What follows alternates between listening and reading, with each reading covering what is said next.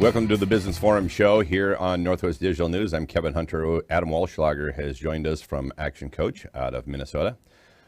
Welcome, Adam, and let's talk about the learning styles, visual, audio, and kinesthetic.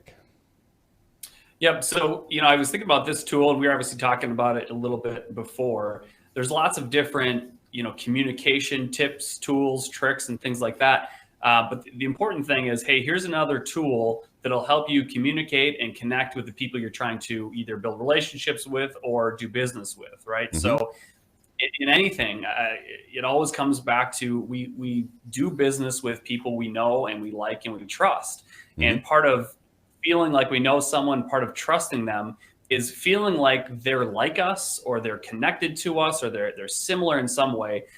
We like things that are like ourselves. So if you speak in a certain language, if you or these learning styles, for example, if I'm use very visual words, or if I'm very an audio learner versus a kinesthetic, I'm going to connect with those people better if I speak in their language. Mm-hmm. Yeah, I'll give you a quick example. One of my kids plays baseball, right? And we had to volunteer to work in the concession stand. I've never been there. I have no idea what's going on. And it's super busy. So we hop in there, and the gal that's working the whole, fryer station, she starts telling me all about it. So she's like, here's what you do. You got to do this, and then you got to do this and this. And I was actually getting more and more anxious the further she explained. And I said, okay, hold on. Can you just show me what to do? And she's like, well, yeah. And she was like somewhat, you could just tell flustered. So she goes and shows me once, and I'm like, okay, I got it. Thanks for showing me. Now I got it. Mm-hmm. Right. So, but if I'm not willing to say that, she's going to do it the way she does it. I'm going to either fail or not know how to do it. And she's not going to understand why. Well, Adam, I explained specifically how to do it. Mm-hmm.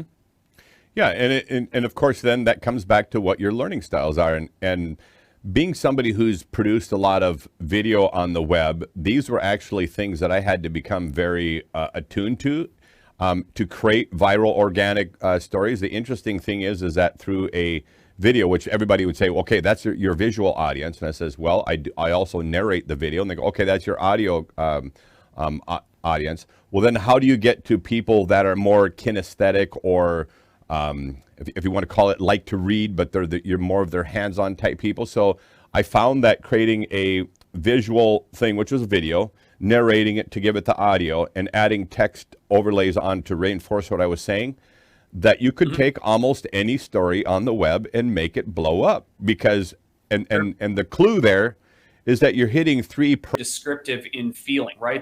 The smell of it, the touch of it, the taste of it, right? They're using those types of things to really help you, even though you're not actually doing it, you still feel like you're doing it. Your brain is still kind of processing. Well, what was it like to smell the newly cut grass or to touch this sort of texture? And you can then connect in that way.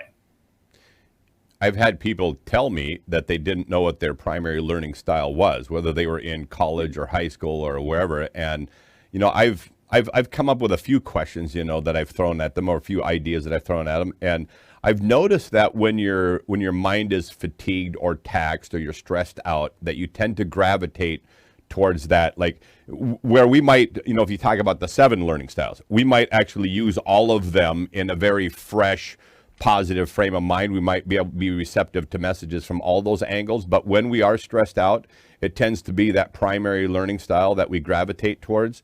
And so I've shared this with people that if it's the end of the day, you want to just kind of mentally dump so you can go to sleep. Would you watch a movie, listen to some music, read a book? Like, what would you do at the end of the day to just kind of mellow out? And whatever activity you're choosing, that's probably your primary learning style right there. Interesting. That's a very creative way to do it. Yeah. So it's easy to boil down. From a business perspective, Adam, why do you think this is a really important thing for business people to understand?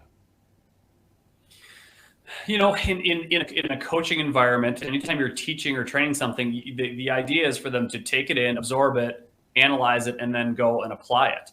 Right. Mm-hmm. So if you're not even getting it through the information through, they're not going to be able to take it and actually effectively do something with it. Right. So the other thing that you said that hit me is usually a business owner, when they ask a question, so you're teaching them something, you're talking about something, and they ask a question, they'll say something like, I just can't see it. I just can't visualize it. I just can't, right? They'll say something like that, or they'll be like, it sounds good, but, right? They'll use words that identify which learning style it is. Like they'll say, I just don't feel it in my gut, my intuition. That means they're more of a kinesthetic. So that's another way you can kind of pick up on those things. But if you're able to then kind of feed it back in a way that works best for them, they're going to be able to get it and not get stuck in their head and actually take it and execute it. I mean, that's the worst, right? If you're learning something, but it's just head knowledge and you actually can't take it and build it in and go with it, nothing else can happen beyond that. I even think about, we've had conversations about doing performance reviews, so you're having this one-on-one conversation with somebody. As the person who's presenting that review, you'll probably gravitate towards your preferred learning style in presenting that information. Right. And if you aren't really taking into consideration what the learning style of the person is that you're sharing this information, they might be completely missing the message for you. So these are, I think of all the important reasons, or maybe you're just sharing a quarterly report with people. And I remember thinking back to an experience that I had in the military. I called it death by PowerPoint. It was this training module that came down from the Army, and we were required to share this stuff with soldiers. And, but the camp was losing 25% of its participants on a regular basis. And I was like, well, obviously this stuff is missing the mark some way, somehow. And so by rethinking that whole process and how information was shared and how people were learning, and by encompassing a broader spectrum of learning styles, if you will, that same loss went down to 5% a year later. But we had to get the PowerPoints off of the wall and start thinking about all the different ways people like to learn and present those lessons in a number of different fashions so that people actually got it. Oh, absolutely. Yep. And you have to decide at the end of the day, what are you trying to accomplish, right?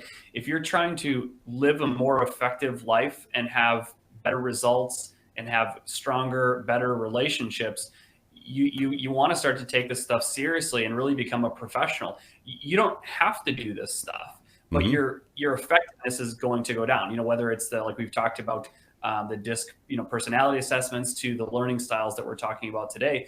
What I usually tell people is, okay, so if you don't want to do this all the time everywhere, at least try to become a professional and expert with the people in your inner circles, right? Your family, right? Your coworkers, the people that you're spending hours and hours a day with, get to know at least their learning styles and communication styles, because you're going to get a lot better results. It's like a leverage thing, right? So if you don't want to use this stuff with the random person you meet at Starbucks, okay. But on the flip side, those are great people to practice with, right? I know Dave's talked to me in the past about sitting at airports and just practicing stuff like this. But what kind of personality do you think that is? What do you think they are based on what they're wearing? And that's where you practice it.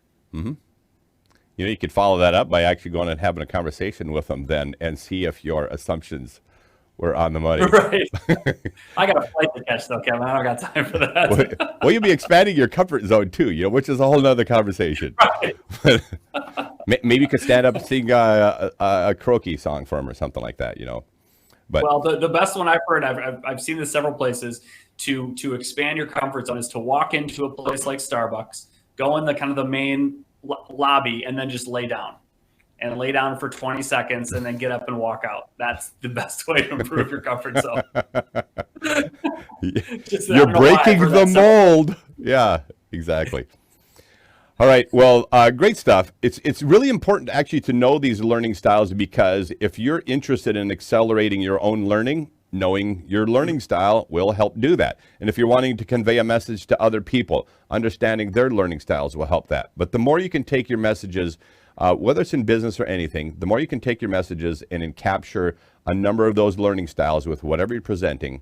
I've learned from personal experience that the success of conveying that message will be much greater.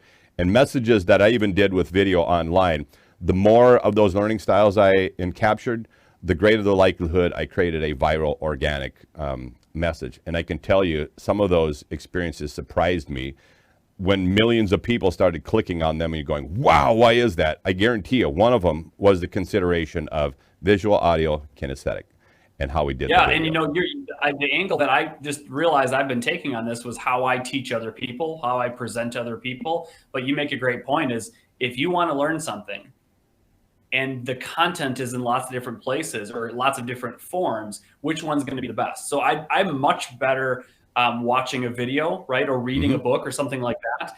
But I also have this amazing drive time where I can learn more. So I realize a podcast might not be the best mode of learning, but I have all this, right? So I know it's a notch below, but I understand that, and it's still going to be effective, more effective than what else I could have been doing in the car.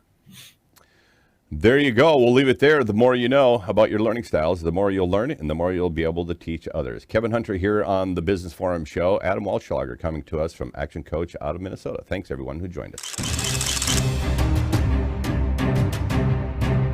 This concludes today's live programming on Northwest Digital News. Thanks for joining us for this special broadcast. Heard around the world in more than 70 countries on YouTube, Instagram, Patreon, Facebook, and Twitch TV. If you enjoyed a story or guest we had here on Northwest Digital News and would like to strut your stuff on the broadcast, email us today at wainfo2017@gmail.com or call or text 360-545-3501. We're always interested in unique stories, topics, and guests to share with our worldwide audience. Before you go, don't forget to give us a big thumbs up and comment on the live stream. And for those of you who'd like to financially support the broadcast, you can do so at patreon.com/Northwest Digital News. We thank you for your patronage. On behalf of Chris Bornstead, Kyle Torgeson, Stephanie Hunter, and all the people that made this broadcast possible, I'm Kevin Hunter. Till next time, take care.